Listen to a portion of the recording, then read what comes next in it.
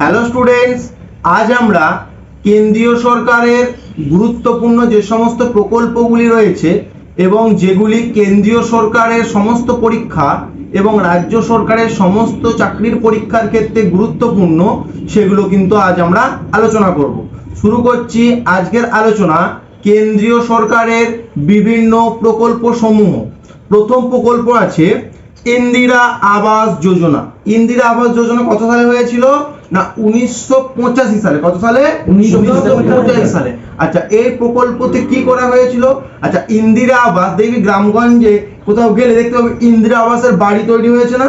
অর্থাৎ যারা খুবই গরিব তাদেরকে কি সরকারের তরফ থেকে বা সরকারি সহযোগিতায় কিন্তু তাদেরকে কি বাড়ি নির্মাণ করে দেওয়া হয়েছে। তাহলে ইন্দিরা আবাসের মূল উদ্দেশ্য কি না যারা কি গরিব তাদেরকে কি বাড়ি তৈরি করে দেওয়া। কত সালে হয়েছিল?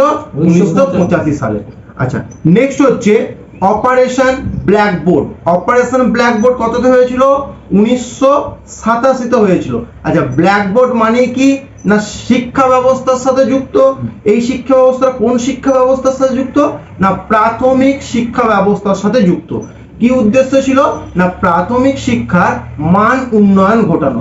মান উন্নয়ন কেমন ঘটানো না নতুন নতুন শ্রেণীকক্ষ তৈরি করে দেওয়া, আরো নতুন নতুন শিক্ষক নিয়োগ করা এবং শিক্ষকদের কি নানা রকম টিচিং মেথড সম্পর্কে তাদের অবগত করা এবং টিচার্স ট্রেনিং, এই সমস্ত বিষয়গুলো শিক্ষকদের মধ্যে ভালোভাবে দিয়ে শিক্ষা ব্যবস্থার প্রাথমিক শিক্ষা ব্যবস্থার মান উন্নতি ঘটানো হয়েছিল কিন্তু এই অপারেশন ব্ল্যাকবোর্ডের মূল উদ্দেশ্য, যেটা 1987 সালে সূচনা হয়েছিল। নেক্সট কি জাতীয় সাক্ষরতা মিশন। জাতীয় সাক্ষরতা মিশন কত সালে হয়েছিল? 1988 সালে। কত সালে? 1988 সালে। আচ্ছা, সাক্ষরতা মিশন মানে কি না নিরক্ষরতা দূরীকরণ তার প্রধান উদ্দেশ্য হবে এবং কি মানুষদের প্রত্যেকটি মানুষকে বেসিক এডুকেশন বা মৌলিক শিক্ষাটা দান করা। বুঝতে পারলি? তাহলে কি না জাতীয় সাক্ষরতা মিশনের মূল উদ্দেশ্য কি ছিল না সকল মানুষকে বেসিক এডুকেশন বা মৌলিক শিক্ষা দান করা এবং নিরক্ষরতা কিন্তু দূর করা হলো। আচ্ছা, তারপর আছে জওহর রোজগার যোজনা আর নেহেরু রোজগার যোজনা। দুটো যোজনা, একটা জওহর রোজগার যোজনা আর একটা আছে নেহেরু রোজগার যোজনা। দুটোই কিন্তু 1989 সালে হয়েছিল। কবে হয়েছিল? 1989 সালে হয়েছিল। আচ্ছা, রোজগার মানে কি দুটোই কিন্তু ইনকামের সাথে অর্থাৎ কর্মসংস্থানের সাথে যুক্ত। আচ্ছা, জওহর রোজগার যোজনা কি না গ্রামের যে সমস্ত বেকাররা রয়েছে তাদের কর্মসংস্থানের ব্যবস্থা করাই হচ্ছে কিন্তু এই জওহর রোজগার যোজনা, যেটা 1989। আর নেহেরু তোর রোজগার যোজনা কি ওই 1989 হয়েছিল। শহরের যে সমস্ত বেকার যুবকরা রয়েছে বা যুবতীরা রয়েছে তাদের কি না কর্মসংস্থানের ব্যবস্থা করা, এটা হচ্ছে কি নেহেরু রোজগার যোজনা হলো, যেটা 1989 সালে সূচনা হয়েছিল। নেক্সট হচ্ছে মিড ডে মিল প্রকল্প। মিড ডে মিল প্রকল্প কি না 1995 সালে সূচনা হয়েছিল এবং মিড ডে মিল প্রকল্পে যে অষ্টম শ্রেণী পর্যন্ত সমস্ত শিক্ষার্থীদেরকে দুপুরবেলা পেট ভরে খাওয়ানোর ব্যবস্থা, তাই তো? তাহলে মিড ডে মিল প্রকল্পের মূল উদ্দেশ্য কি ছিল না 8 পর্যন্ত শিক্ষার্থীদের দুপুরবেলায় পেট ভরে খাওয়ার এবং তাদের কি পুষ্টি সরবরাহ করা, তাদের মধ্যে পুষ্টি সরবরাহ করা ছিল কিন্তু এই মিড ডে মিল প্রকল্পের মূল উদ্দেশ্য।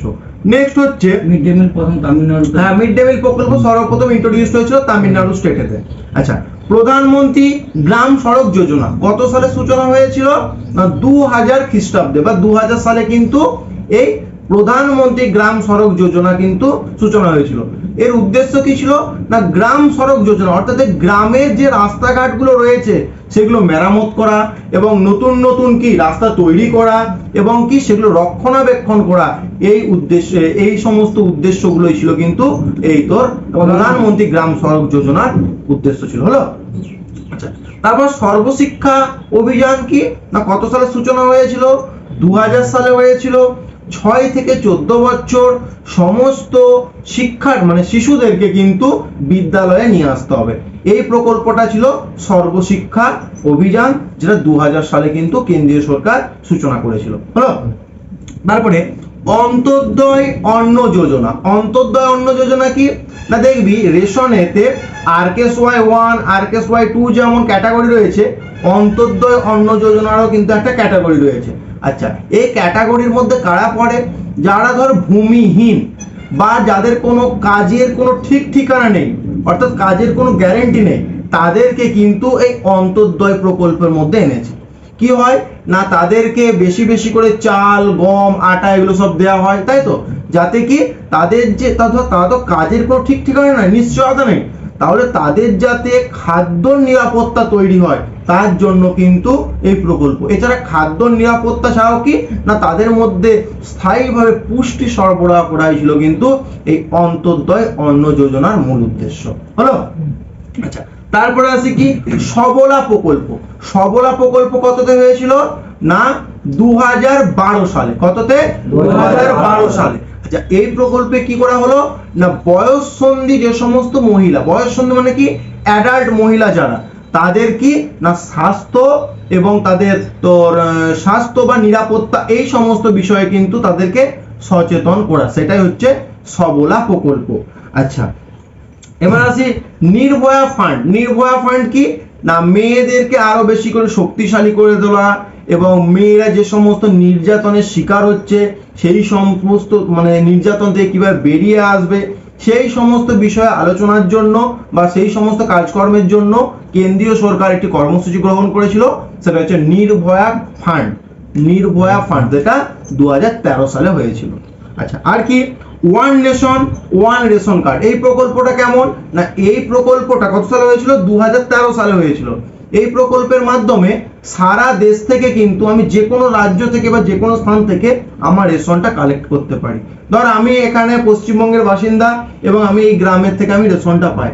হঠাৎ করে ধর আমি বিহার রাজ্য বা উত্তরপ্রদেশ রাজ্যেতে আমি কাজে গেছি, তাহলে সেই মুহূর্তে তো আমার বাড়ির লোক আমার রেশনটা তুলতে পারছে না, কিন্তু আমার যদি রেশন কার্ডটা আমার কাছে সঙ্গে থাকে তাহলে কিন্তু আমি বিহারে গিয়েও আমার রেশনটা তুলতে পারি বা উত্তরপ্রদেশ বা যে কোনো ভারতের যে কোনো স্থান থেকে কিন্তু আমি আমার তো রেশনটা ন্যায্য মূল্যের দোকান থেকে কিন্তু তুলতে পারি। এটাই হচ্ছে ওয়ান নেশন ওয়ান রেশন কার্ডের মূল উদ্দেশ্য ছিল। তারপরে আসি প্রধানমন্ত্রী জনধন যোজনা। প্রধানমন্ত্রী জনধন যোজনাটা কি না 2014 সালে হয়েছিল। কত সালে? 2014 সালে। আচ্ছা, জনধন যোজনার মূল উদ্দেশ্য কি ছিল না সমস্ত মানুষকে ব্যাংকিং সেক্টরের আন্ডারে নিয়ে আসা বা ব্যাংকিং বিভাগ পরিষেবার মধ্যে নিয়ে আসা। এই তোর প্রকল্পের মধ্যে কি কি করা হয়েছিল না জিরো ব্যালেন্সের যে অ্যাকাউন্ট ক্রিয়েট করা যায় এই প্রকল্পের আন্ডারে হয়েছিল। আর কি না তোর হচ্ছে যে রুপে ডেবিট কার্ড, রুপে ডেবিট কার্ড বা এটিএম কার্ড যেটা ব্যবস্থা, এটা কিন্তু জনধন প্রকল্পের আন্ডারে কিন্তু স্টার্ট হয়েছিল। আর কি হয়েছিল তোর যদি হঠাৎ করে কোনো কিছু অ্যাক্সিডেন্টাল কোনো কিছু হয়ে যায় সেখান থেকে একটা ইন্স্যুরেন্স করা যেতে পারে এইগুলোর মধ্য দিয়ে। এছাড়া কি না সরকার তরফ থেকে যদি কোনো ভর্তুকি আসে আমাদের সরাসরি কিন্তু আমাদের অ্যাকাউন্টে চলে আসে। এইটা হচ্ছে এই প্রধানমন্ত্রী জনধন প্রকল্পের আন্ডারে কিন্তু হয়েছিল, যেটা 2014 সালে কিন্তু কেন্দ্রীয় সরকার পাস করেছিল। আর কি না make in India. Make in India মানে কি তো কত সালে হয়েছিল না 2014 সালে কিন্তু হয়েছিল। এই প্রকল্পের মাধ্যমে তো কি হয়েছিল না বিভিন্ন বৈদেশিক যে সমস্ত কোম্পানিগুলো রয়েছে তাদেরকে ভারতে আনা এবং তাদেরকে সেখানে ভারতে বিজনেস বা কোম্পানি স্থাপনে সহযোগিতা করা, এবং সেখানে তারা সহযোগিতা করলে কি হবে না দেশের মোট উৎপাদনটাও বৃদ্ধি পাবে এবং তার পাশাপাশি কি হবে অনেক কিন্তু কর্মসংস্থান হবে। ঠিক আছে, সেই দুটির উদ্দেশ্য অর্থাৎ দেশের উৎপাদন বৃদ্ধি এবং কর্মসংস্থানের উদ্দেশ্যে কিন্তু 2014 সালে মেক ইন ইন্ডিয়া প্রকল্পের কিন্তু সূত্রপাত করা হয়েছিল। আচ্ছা, তারপরে আসি কি স্বচ্ছ ভারত মিশন অভিযান। স্বচ্ছ ভারত কত সালে হয়েছিল? 2014 সালে হয়েছিল। কি না ভারতকে পরিষ্কার পরিচ্ছন্ন রাখা এই প্রকল্পের হচ্ছে মূল উদ্দেশ্য ছিল। আর কি নমামি গঙ্গে, ওটাও 2014 সালে হয়েছিল। এর উদ্দেশ্য কি ছিল না গঙ্গাকে পরিষ্কার পরিচ্ছন্ন রাখা। নমামি গঙ্গে, গঙ্গে মানে কি গঙ্গা, তাহলে গঙ্গা নদীকে পরিষ্কার পরিচ্ছন্ন রাখাই কিন্তু নমামি গঙ্গের মূল উদ্দেশ্য ছিল। আচ্ছা, তারপর আছে কি সুকন্যা সমৃদ্ধি যোজনা। এই সুকন্যা সমৃদ্ধি যোজনা কত সালে পাস হয়েছিল বা সূচনা হয়েছিল না 2015 সালে হয়েছিল। সুকন্যা সমৃদ্ধি যোজনা 2015 সালে হয়েছিল। এখানে কি করা হয়েছিল না এই প্রকল্পে ওই শিশু অবস্থায় তোর যারা ধর মানে মেয়েরা জন্মাচ্ছে তাদের নামে কি তোর ব্যাংকে বা পোস্ট অফিসে একটা তাদের নামে অ্যাকাউন্ট খোলা, সেখানে কিছু কিছু করে টাকা সঞ্চয় করে রাখা, এবং সরকার সেখানে একটা বড় মাপের একটা ইন্টারেস্ট দেবে, যে যখন তার বিয়ের বয়স হবে বা ম্যাচুরিটি যখন হয়ে যাবে তখন কিন্তু সেই টাকাটা সে পেতে পারে। বুঝতে পারলি? তাহলে কি অ্যাকচুয়ালি এই সুকন্যা সমৃদ্ধি যোজনা হচ্ছে না মেয়েদের জন্য একটা ক্ষুদ্র সঞ্চয় প্রকল্প হলো। তারপর আসি বেটি বাঁচাও বেটি পড়াও প্রকল্প কততে হয়েছিল না 2015 সালে। আচ্ছা, বেটি বাঁচাও মানে কি, অনেকে দেখবি যে কন্যা সন্তান হবে বলে ভ্রূণ হত্যা করে দেয়। এই প্রকল্পের মাধ্যমে কিন্তু এই ভ্রূণ হত্যা, মেয়েদের যে ভ্রূণ হত্যা, এটাকে মানে বিরোধী বলা হয়েছে। আর কি হয়েছিল না লিঙ্গ বৈষম্যতা যেন না আসে, এবং কি ভারতের লিঙ্গানুপাত যেন মানে ভারসাম্য বজায় থাকে। আর কি না মেয়েদের শিক্ষার উন্নতি বা শিক্ষা ব্যবস্থা সম্পর্কে কিন্তু এই বেটি বাঁচাও বেটি পড়াও এই প্রকল্পে বলা হয়েছিল হলো। তারপর আসে প্রধানমন্ত্রী আবাস যোজনা। আচ্ছা, প্রধানমন্ত্রী আবাস যোজনা আর প্রধানমন্ত্রী গ্রামীণ আবাস যোজনা দুটোই কি, আবাস মানে কি বাড়ি তৈরি করে, অর্থাৎ বাড়ি তৈরি করতে কেন্দ্রীয় সরকার বা সরকার সহায়তা করবে, সেটাই হচ্ছে কি প্রধানমন্ত্রী আবাস যোজনা আর প্রধানমন্ত্রী গ্রামীণ আবাস যোজনা। দুটোই কিন্তু 2015 সালে হয়েছিল। আচ্ছা, প্রধানমন্ত্রী আবাস যোজনাটা কি শহরের ক্ষেত্রে বাড়ি তৈরি করে দেবে, আর প্রধানমন্ত্রী গ্রামীণ আবাস যোজনাটা হচ্ছে কি গ্রামের ক্ষেত্রে বাড়ি তৈরি করে দেবে।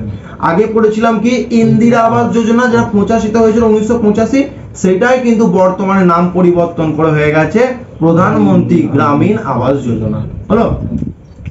তারপর আছে কি না ডিজিটাল ইন্ডিয়া। ডিজিটাল ইন্ডিয়া কত সালে সূচনা হয়েছিল এই প্রকল্পের?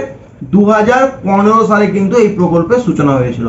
আচ্ছা, ডিজিটাল ইন্ডিয়ায় কি করা হয়েছিল না ভারতকে ডিজিটালি ভাবে একটা রূপ দিতে দিয়েছিল। এই যে আমরা ধর ডিজিটাল এখন আস্তে আস্তে হয়ে যাচ্ছে না, ধর আমি এখানে আছি কলকাতায়, আমাকে টাকাটা পাঠাতে হবে, আমি খুব সহজেই মোবাইলের মাধ্যমে টাকাটা পাঠিয়ে দিলাম। তাহলে এই যে পরিষেবা সংক্রান্ত এবং এই সমস্ত পরিষেবাগুলো সাধারণ মানুষকে জানানো বা ডিজিটালি সাক্ষরতা প্রদান করা, এই সমস্ত তোর মানে কার্যগুলো কিন্তু এই ডিজিটাল ইন্ডিয়ার মাধ্যমে সম্পাদিত হয়েছিল হলো। আচ্ছা, তারপরে আসি কি না স্কিল ইন্ডিয়া। স্কিল ইন্ডিয়া মানে কি দক্ষতা, স্কিল মানে কি দক্ষতা, অর্থাৎ এই স্কিল ইন্ডিয়া যেটা 2015 সালে সূচনা করা হয়েছিল, এই স্কিল ইন্ডিয়া প্রকল্পের মাধ্যমে মানে যুবক যুবতীদের কি না তাদের কি কাজ সম্পর্কে তারা শেখাবে, এবং সেই কাজগুলো শিখলে তারা কি তোর পরবর্তী যখন কোনো কাজে যাবে বা স্কিল ইন্ডিয়া প্রকল্পের আন্ডারে কিন্তু তাদেরকে নতুন কর্মসংস্থানের সৃষ্টি করে দেয়, যেটা স্কিল ইন্ডিয়া প্রকল্পের মূল উদ্দেশ্য। কত সালে হয়েছিল? 2015 সালে। আচ্ছা, তারপরে আসি কি আমরুট। আমরুট যোজনাটা কি না এটাও হচ্ছে 2015 সালে হয়েছিল। এটা হচ্ছে শহরের মানে জীবন ধারণ সম্পর্কে কিন্তু বলা হয়েছে, অর্থাৎ কি শহরের ধর জল ব্যবস্থা, জল নেই, এই জল ব্যবস্থাগুলো, তারপরে ধর শৌচাগার ব্যবস্থা, ড্রেন বা পয়ঃ প্রণালীর ব্যবস্থা, এই সমস্ত বিষয়ে কিন্তু আমরুট পরিকল্পনা আমরুট প্রকল্পে বলা হয়েছিল। তাহলে আমরুট AMRUT এই আমরুট প্রকল্প কত সালে সূচনা করা হয়েছিল? 2015 সালে। এবং এই প্রকল্পে কি বলা হয়েছিল না শহরের জীবন ধারণের মান উন্নতির কথা বলা হয়েছিল হলো। আচ্ছা, তারপর আসি প্রধানমন্ত্রী সুরক্ষা বীমা যোজনা। প্রধানমন্ত্রী সুরক্ষা বীমা যোজনা কততে হয়েছিল না 2015 সালে হয়েছিল। বীমা মানেই কি আমি একটা টাকা রাখবো, পরবর্তীকালে সেটা আমাকে মানে একটা টাকা দেবে, বা আমার ইন্স্যুরেন্স করে রাখা। আচ্ছা, কি হয়েছিল না এটা প্রধানমন্ত্রী জীবন সুরক্ষা যোজনা হচ্ছে 2015 সালে সূচনা হয়েছিল। এই প্রকল্পের মাধ্যমে আমি ধর ব্যাংকে বছরে বছরে আমি একটা নির্দিষ্ট টাকা জমা দেবো বা প্রিমিয়াম করব, যেটার জন্য আমি মারা যাওয়ার পর আমার যে নমিনি থাকবে সে কিন্তু সেই টাকাটা পাবে। সেটাই হচ্ছে প্রধানমন্ত্রী তো জীবন সুরক্ষা বীমা যোজনা হলো। তারপর আসি প্রধানমন্ত্রী মুদ্রা যোজনা, যেটা 2015 সালে কিন্তু সূচনা হয়েছিল। এই প্রধানমন্ত্রী মুদ্রা যোজনায় কি বলা হয়েছিল না ব্যবসা করতে গেলে কিন্তু সরকার থেকে লোন দেবে, সর্বনিম্ন 50,000 থেকে সর্বোচ্চ 20 লক্ষ টাকা পর্যন্ত লোন দেবে। এটা হচ্ছে তোর মুদ্রা যোজনা। আচ্ছা, তারপর আসি অটল পেনশন যোজনা বা APY, যেটা 2015 সালে কিন্তু সূচনা হয়েছিল।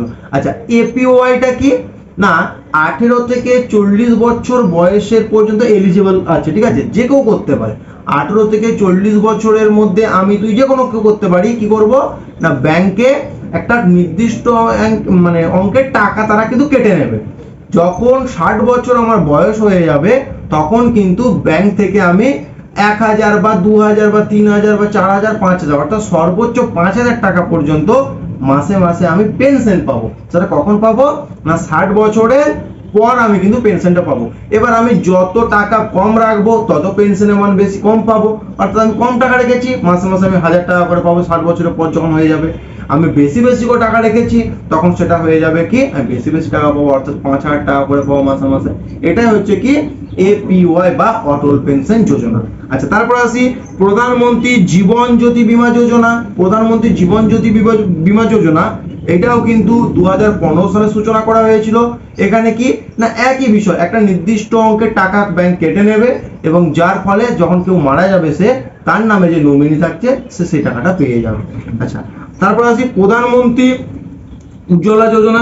উজ্জ্বলা যোজনা কত না 2016 সালে হয়েছিল।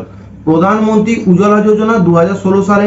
আচ্ছা, বলে না যে উজ্জ্বলা গ্যাস পাচ্ছে, মানে কি না বিনামূল্যে এলপিজি গ্যাস বিতরণ করা, যেটা 2016 সালে হয়েছিল কি না প্রধানমন্ত্রী উজ্জ্বলা যোজনা হলো। তারপর আছি আয়ুষ্মান ভারত। আয়ুষ্মান ভারত কি কত সালে হয়েছিল 2018 সালে হয়েছিল। আয়ুষ্মান ভারতটা কি না তোর ধর চিকিৎসা খাতে কিন্তু একটা কেন্দ্রীয় সরকার একটা টাকা প্রদান করবে। চিকিৎসা ক্ষেত্রে কেন্দ্রীয় সরকার একটা টাকা প্রদান করবে, সেটা হচ্ছে আয়ুষ্মান ভারত। ঠিক যেমন আমাদের পশ্চিমবঙ্গে কি রয়েছে স্বাস্থ্য সাথী প্রকল্প, ঠিক কেন্দ্রে সেরকম রয়েছে আয়ুষ্মান ভারত প্রকল্প। আচ্ছা, নেক্সট হচ্ছে কৃষক সম্মান নিধি। কৃষক সম্মান নিধি যেটাও 2018 সালে সূচনা করা হয়েছিল। এই প্রকল্পের মাধ্যমে কি হয়েছিল না কৃষকদেরকে উৎসাহিত চাষবাস করতে উৎসাহিত করবার জন্য তার বছরে 3টি কিস্তিতে কিন্তু 6000 টাকা দেওয়া হতো।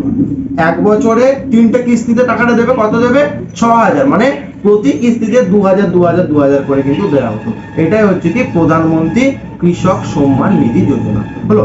আচ্ছা, এখানে আর কিছু আর করার প্রয়োজন নেই, এখানেই শেষ করছি ভিডিও। যদি ভিডিও ভালো লেগে থাকে লাইক কমেন্ট এবং শেয়ার করবে। দেখা হচ্ছে নতুন ভিডিও।